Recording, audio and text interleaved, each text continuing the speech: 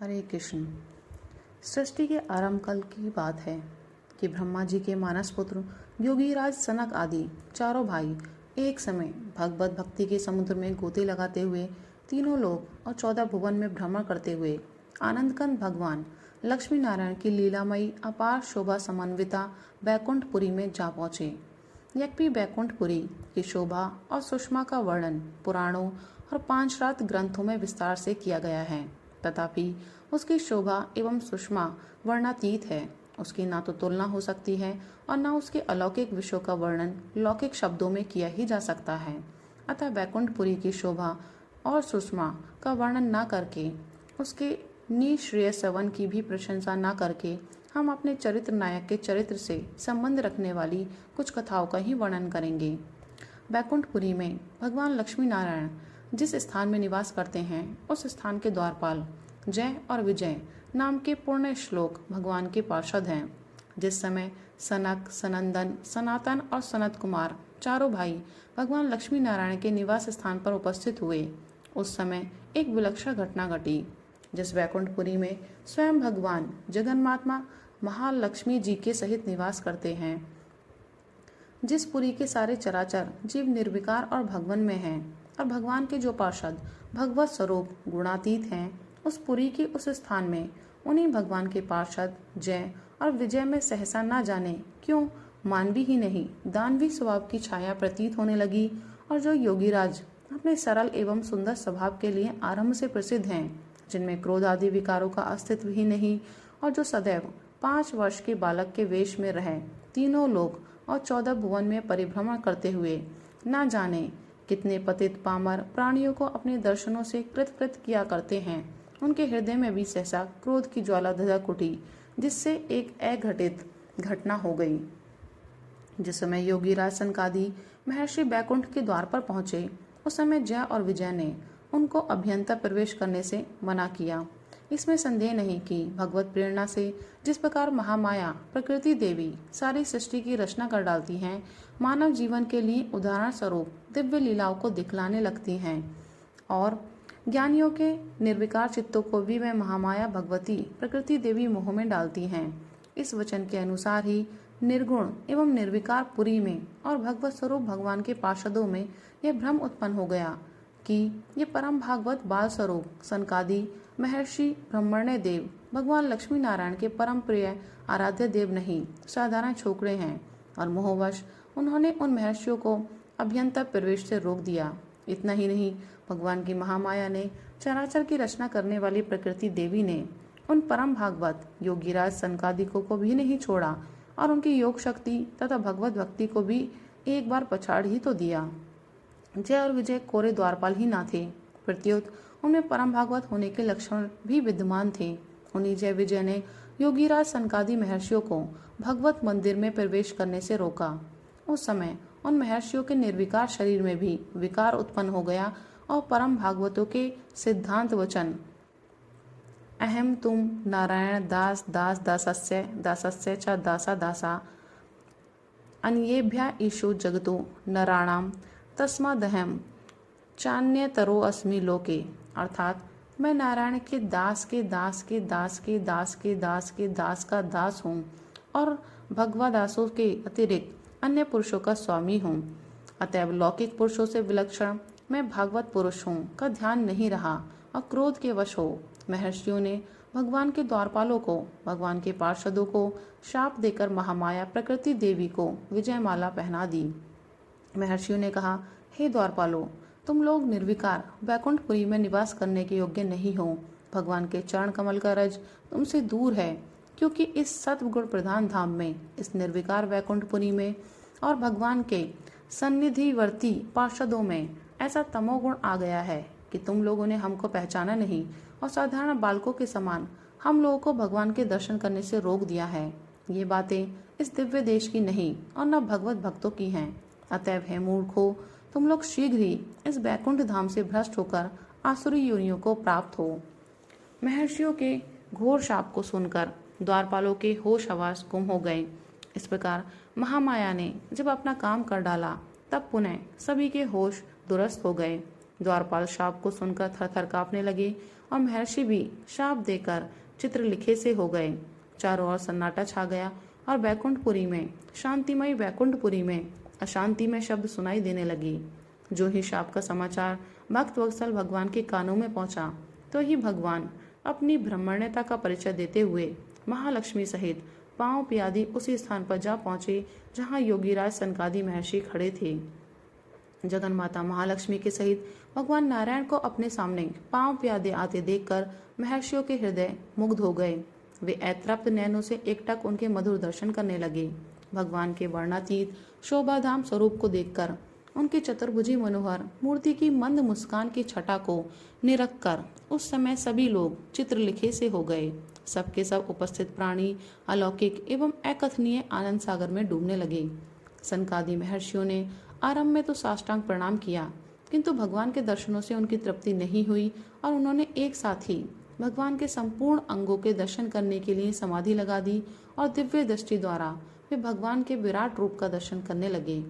इच्छानुसार दर्शन कर लेने के पश्चात महर्षियों ने भगवान की स्तुति आरंभ की। सनकादि महर्षियों ने कहा, हे दयामय जगदाधार सर्वांतर्यामी परमात्मन, आपकी महिमा अपार है। मनुष्य आपकी माया का पार नहीं पा सकते और न आपके सर्वव्यापी सुंदर स्वरूप को अपने चर्म चक्षुओं से देख ही सकते हैं। विरले ही भाग्यवान प्राणी होंगे जो आपके इस अपूर्व दर्शन से अपने आप को कृतकृत्य बनाने का अवसर प्राप्त करते हैं। किंतु आज हम लोगों पर आपकी अहेतु की कृपा है, अपार अनुकंपा है और न जाने हम लोगों के कौन से सुकृत का फल प्राप्त हुआ है जो आपने हम लोगों को अपने वास्तविक रूप का दर्शन दिया है। भगवान, इसमें संदेह नहीं कि आप सारे चराचर के स्वामी, सबके नियंता और सबके अंतर्यामी हैं। फिर भी आपका यह अलौकिक स्वरूप, यह विराट दर्शन, आपकी अवर्णनीय महतो महियान की महिमा सहज में नहीं समझ पड़ती।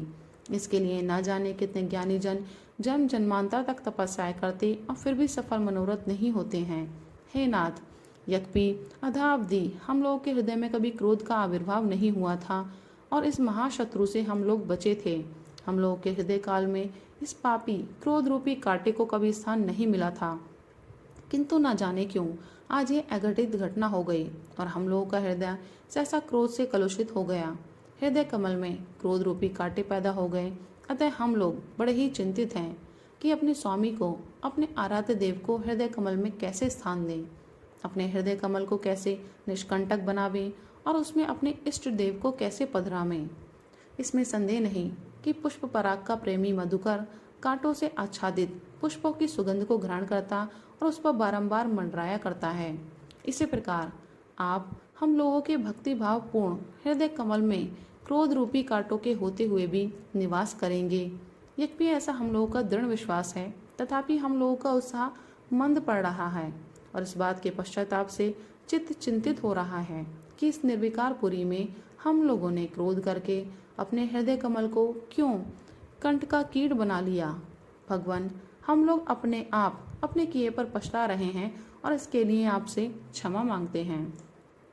महर्षियों की स्तुति सुनकर ब्रह्मण्य देव भक्त वत्सल भगवान ने कहा, हे तपोधन महर्षियों, आज आप लोगों के आनंद में दर्शन पाकर मैं लक्ष्मी के सहित कृतकृत्य हो रहा हूँ। आज समूचे बैकुंठ सहित हम लोगों के सौभाग्य का सूर्य उदय हुआ है कि साक्षात वेद स्वरूप आप चारों महर्षियों ने कृपया यहाँ पधारने का कष्ट उठाया है। तपोधन, आपने क्रोध के संबंध में जो ग्लानि युक्त वचन कहे हैं, यह आपकी कृपा है, सरलता है और हम लोगों पर आपकी दया है। किंतु आपने जो कुछ किया है समुचित किया है और आपका ऐसा करना अति आवश्यक था।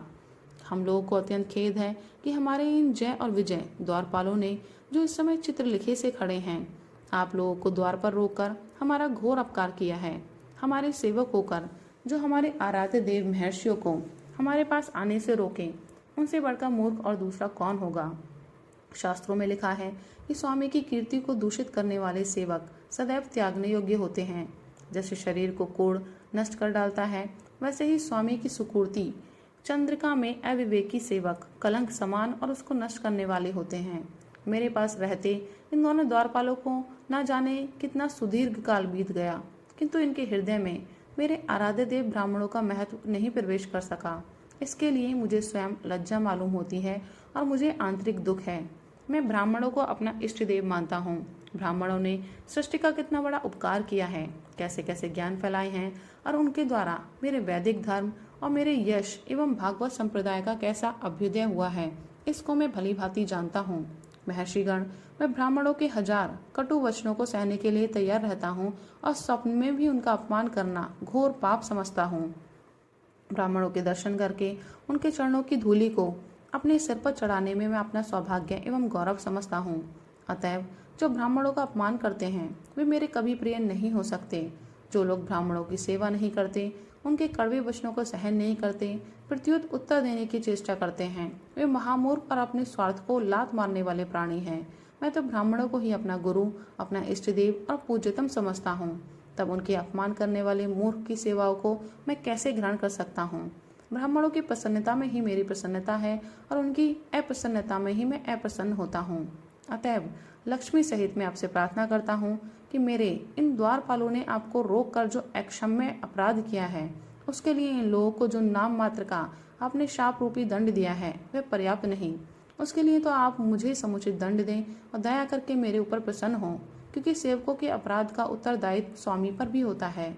अतएव उनके किए अपराधों का मैं सर्वथा अपराधी हूँ। आप लोग अपने क्रोध के लिए पछतावा ना करें, क्योंकि आपका वह समुचित क्रोध था। यदि आप ही लोग अपने दंड के द्वारा हमारा शासन न करेंगे तो कौन करेगा। भक्त वत्सल भगवान की सत्य एवं धर्मयुक्त करुणापूर्ण वाणी सुनकर महर्षिगण गदगद हृदय हो गए। दया में दीन बंधु की ब्रह्मण्यता देखकर महर्षियों का हृदय द्रवीभूत हो गया और उन्होंने कहा, हे बैकुंठनाथ, आप क्या कह रहे हैं। आपके वचनों ने हम लोगों को स्तंभित कर दिया है। कुछ करते धरते ही नहीं बनता, किंतु फिर भी हम आपसे यही प्रार्थना करते हैं कि हमने जो चंचलता वश क्रोध में आकर आपके द्वारपालों को शाप दे दिया है, इसके लिए हम लज्जित हो रहे हैं। एक क्षुद्र भूल के लिए हम लोगों को इतना क्रोध नहीं करना चाहिए था। अब आपके दर्शनों से हम लोगों का क्रोध शांत हो गया है। इन द्वारपालों के हित के लिए आप जैसा उचित समझे वैसा करें, हम लोगों को कोई आपत्ति नहीं। प्रत्युत इनके शापोद्धार से हमें प्रसन्नता होगी तथा अपने किए हुए अनुचित क्रोध का पछतावा मिटेगा। महर्षियों के इस दया में भाषण के समाप्त होते ही जय और विजय दोनों ही साथ ही करुण स्वर से बोल उठे, हे स्वामिन, हे महर्षिगण, हम अधम अपराधियों के उद्धार के लिए हमें शीघ्र कोई उपाय बतलाइए। जिन भगवत चरणों के दर्शन के बिना क्षणमपि यामति यामो दिवसति दिवासाश कल्पंती की कहावत चरितार्थ होने लगती है, उन श्री चरणों का वियोग हम लोगों के लिए असहनीय है। श्री चरणों की सेवा को छोड़कर ना जाने हम लोग किस घोर नरक में गिरेंगे और ना जाने कब तक के लिए हम लोगों को घोर नरकवासी होना पड़ेगा। द्वारपालों के करुण क्रंदन को सुन महर्षियों ने अपनी स्वभाव की दयालुता के वशीभूत होकर कहा, हे बैकुंठनाथ, इन दीन द्वारपालों के उद्धार का शीघ्र उपाय कीजिए। हम लोगों के प्रार्थना अनुसार तो आप इनको शाप मुक्त कर दें तो अधिक उत्तम होगा। जय विजय तथा सनकादि महर्षियों के वचनों को सुनकर भगवान लक्ष्मी नारायण ने कहा, हे महर्षिगण, आप लोग ये क्या कहते हैं। क्या ब्रह्म शाप भी कभी अन्यथा हो सकता है। त्रिकाल में भी और त्रिदेव की इच्छा से भी इस अमिट ब्रह्म शाप को मिटाने वाला तीनों लोक और 14 भुवन में कोई नहीं है। आप लोगों ने इन लोगों को जो शाप दिया है वे इनके अपराध अनुरूप ही हैं। गुरु नहीं प्रत्युत लघु है और इनको उसका फल भोगना होगा। ये मनुष्य लोक में जाकर शीघ्र ही आसुरी योनि में जन्म ग्रहण करेंगे, जिसके योग्य इन लोगों ने अपराध किया है। इतना कहकर भगवान लक्ष्मी नारायण ने अपने द्वारपालों को संबोधित करके कहा, हे प्रिय द्वारपालों, तुम लोगों ने बड़ी भारी भूल की है। अब भविष्य में तुम लोगों के समान हमारे कोई पार्षद, हमारे आराध्य देव द्विज राजों का अपमान कभी न करे। इसी अभिप्राय से इन सदा क्रोध विजयी महर्षियों ने तुम लोगों को शाप दिया है। इसके लिए तुम लोगों को दुख मानने का कोई कारण नहीं है। अवश्य ही हमारी सेवा का वियोग तुम लोगों के लिए असहनीय प्रतीत हो रहा है। इसके लिए हम तुम लोगों का उद्धार करेंगे। तुम लोग असुरवंश में उत्पन्न होकर भी हमारी ओर जितना ही अधिक चित्त लगाओगे, उतना ही शीघ्र तुम लोगों का उद्धार होगा। किंतु एक बात ध्यान में रखने की है, यदि मित्र भाव से तुम लोग हमारा ध्यान रखोगे तो तुम लोगों का उद्धार 7 जन्म में होगा, और यदि प्रबल शत्रु के रूप में हमारा ध्यान करोगे तो 3 ही जन्म में तुम लोग शाप से मुक्त होकर अपने इस पद को पुनः प्राप्त करोगे। क्योंकि जितनी तन्मयता शत्रु भाव में होती है, उतनी तन्मयता भक्ति भाव में नहीं हो सकती। यह एक निश्चित सिद्धांत है। अतएव तुम लोगों की जैसी इच्छा हो वैसा करो। दीन बंधु दीनानाथ के वचनों को सुनकर महर्षियों ने द्वारपालों से कहा, ठीक ही है। मर्यादा पालन के लिए तुम लोगों को कुछ काल के लिए भगवत चरणों के वियोग जनित ऐसे दुख को भी सहन करना ही उचित है। भगवत वचनों का समर्थन महर्षियों के मुख से सुनकर हाथ जोड़ और कंपित स्वर से विजय ने कहा, हे नाथ, हे कृपा सिंधु महर्षिगण, हम लोगों ने जिन चरणों की सदा अनन्य भाव से सेवा की है, उन चरणों की वैरी बनकर अपमान करें, और इसलिए अपमान करें कि जिससे हमारा उद्धार 7 जन्म में न होकर 3 ही जन्म में हो जाए, सर्वथा अनुचित है तथा हमारे लिए हितकर नहीं है। जिन चरणों की सेवा के लिए ही हम अपना शीघ्र उद्धार चाहते हैं, उन्हीं चरणों का अपमान करें, यह कितना विषम कार्य है। विजय के भक्तिभाव पूर्ण वचनों के समाप्त होते ही जय ने कहा, भाई विजय, तुमने स्वामी के वचनामृत की ओर ध्यान नहीं दिया। स्वामी ने दयामय भाव से तुमको इंगित किया है कि तन्मयता शत्रुता में अधिक होती है, फिर तुम भगवत चरणों की अधिक तन्मयता चाहते हो अथवा कम। प्राण प्रिय विजय, पाप में मानव जगत की यातनाएं असंख्य नरकों की भीषण यंत्राओं से भी अधिक भीषण होती हैं, अतः वहां से जितने ही कम समय में छुटकारा मिले उतना ही उत्तम होगा। शत्रुता और मित्रता तक के भ्रम में ना पड़ो। विचार की दृष्टि से शांत चित्त होकर सोचो।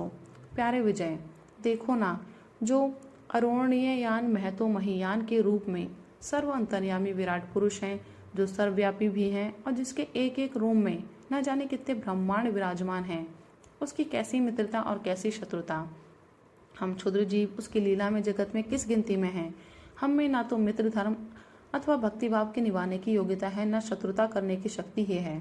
हम तो जिन चरणों की सेवा अब तक करते हैं उनके अब भी सेवक हैं, और जितना ही शीघ्र हम लोग फिर अपने सेवा कार्य पर आ सके उतना ही अच्छा होगा।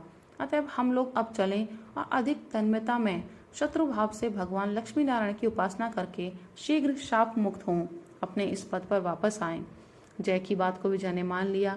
जिस समय दानव बैकुंठपुरी से गिरने लगे उस समय बड़ा ही हाहाकार हुआ, और उस हाहाकार की ध्वनि से समस्त आकाश मंडल प्रतिध्वनित हो उठा। इधर भगवत पार्षदों का पतन हुआ और उधर भगवान लक्ष्मी नारायण ने यथोचित आतिथ्य सत्कार करने के पश्चात महर्षियों को अपनी बैकुंठपुरी की अनुपम सुषमा और शोभा को दिखलाकर प्रसन्न किया। महर्षिगण प्रसन्नचित होकर विदा हुए और शांत बैकुंठपुरी में पुनः सुशांति विराजने लगी। ब्राह्मणों के शाप प्रभाव से जय और विजय नामक जिन भगवत पार्षदों का बैकुंठपुरी से पतन हुआ, वे ही मर्त्यलोक में आकर आदि दैत्य के रूप में प्रकट हुए। महर्षि कश्यप के वीर्य और दक्ष दुहिता दिति के गर्भ से उनका जन्म हुआ तथा उनके नाम पड़े हिरण्याक्ष और हिरण्यकशपु। हमारे चरित्र नायक दैत्यर्षि प्रहलाद इन्हीं भगवत पार्षद के अवतार हिरण्यकशपु के वीर्य और जम्बु दुहिता दानवी कयादु के गर्भ से प्रादुर्भूत हुए थे। शिव पुराण की कथा है कि जिन महर्षि सनकादि ने जय और विजय को शाप दिया था, उन्हीं में से महर्षि सनक ने दूसरे जन्म में प्रहलाद के रूप में जन्म लिया था, और दूसरे जन्म में जब हिरण्याक्ष और हिरण्यकशपु ने रावण और कुंभकर्ण के रूप में अवतार लिया था, तब हमारे चरित्र नायक दैत्यर्षि प्रहलाद ने अंजनी कुमार के रूप में जन्म ग्रहण किया था, और तीसरी बार जब वे भगवत पार्षद दंत वक्र और शिशुपाल के रूप में प्रकट हुए, तब हमारे चरित्र नायक ने अक्रूर के रूप में तीसरा जन्म ग्रहण किया था। किंतु उपर्युक्त कथा वर्तमान कल्प की नहीं, किसी दूसरे कल्प की प्रतीत होती है, क्योंकि रावण और प्रहलाद के संवाद से पता चलता है कि रावण के समय में भी हमारे चरित्र नायक दैत्यर्षि प्रहलाद पाताल लोक में विराजमान थे, अतएव उनका अंजनी कुमार के रूप में दूसरा जन्म ग्रहण करना संभव नहीं। फिर महाभारत में भीम और हनुमान जी का संवाद पाया जाता है, अतएव हनुमान जी का दूसरे जन्म में अक्रूर के रूप में अवतीर्ण होना संभव नहीं, क्योंकि भीमसेन और अक्रूर समकालीन थे।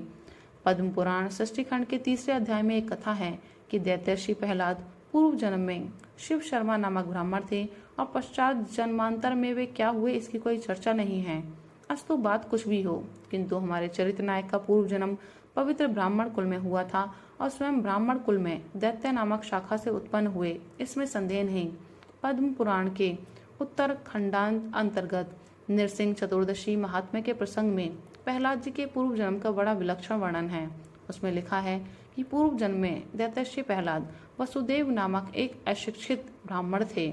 सारांश यह है कि जितने प्रमाण मिलते हैं उनसे यही सिद्ध होता है कि हमारे चरित्र नायक परम भागवत दैत्यर्षि प्रहलाद पूर्व जन्म में भी ब्राह्मण थे, पर जन्म में वे क्या हुए इसका निर्णय करना कठिन है।